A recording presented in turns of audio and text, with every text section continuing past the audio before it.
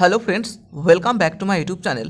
College, university, চাকরি সংক্রান্ত যাবতীয় তথ্য পাওয়ার জন্য আমাদের চ্যানেলটি সাবস্ক্রাইব করে রাখতে পারো।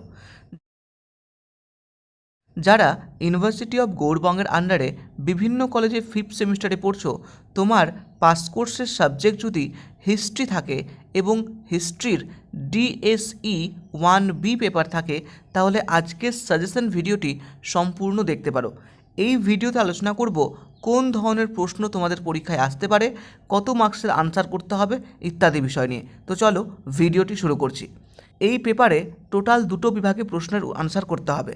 প্রথম বিভাগে যে কোনো দুটি প্রশ্ন, অর্থাৎ 12-24 নাম্বার, এবং সেকেন্ড বিভাগে টোটাল দুটো প্রশ্ন করতে হবে, যেখানে 4 নম্বর থাকবে, 4-8 নাম্বার।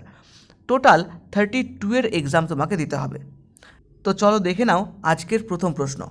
1857 সালের বিদ্রোহের কারণ ও প্রকৃতিগুলো আলোচনা করো। নেক্সট, ভারতের জাতীয় কংগ্রেসের উৎপত্তি নিয়ে আলোচনা করো। নেক্সট, ভারতের স্বাধীনতা আন্দোলনের সুভাষচন্দ্র বসুর কৃতিত্বের মূল্যায়ন করো। নেক্সট, 1947 সালের ভারত বিভাজনের উপর আলোচনা করো। নেক্সট, একজন রাজনৈতিক নেতা হিসেবে গান্ধীজির উত্থান চিহ্নিত করো। নেক্সট, আলিগড় আন্দোলনের প্রকৃতি নিয়ে আলোচনা করো। নেক্সট, আধুনিক ভারতের পাট ও ইস্পাত শিল্পের উন্নয়নের পটভূমিকা আলোচনা করো। নেক্সট, 1885 থেকে 1905 সাল পর্যন্ত ভারতীয় জাতীয় কংগ্রেসের কার্যাবলী সমালোচনামূলক বিশ্লেষণ করো।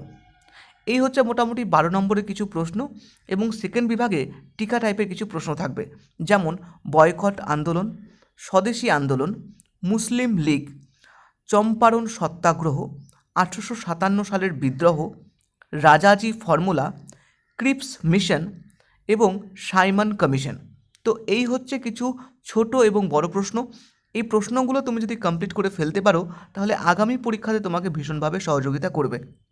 আশা করি আজকের ভিডিওটি তোমাকে ভালো লেগেছে। ভালো লাগলে লাইক করো, প্রতিটা বন্ধুর মাঝে শেয়ার করে দাও, যাতে প্রতিটা বন্ধু একই রকমভাবে তোমার মতো সহযোগিতা পেতে পারে।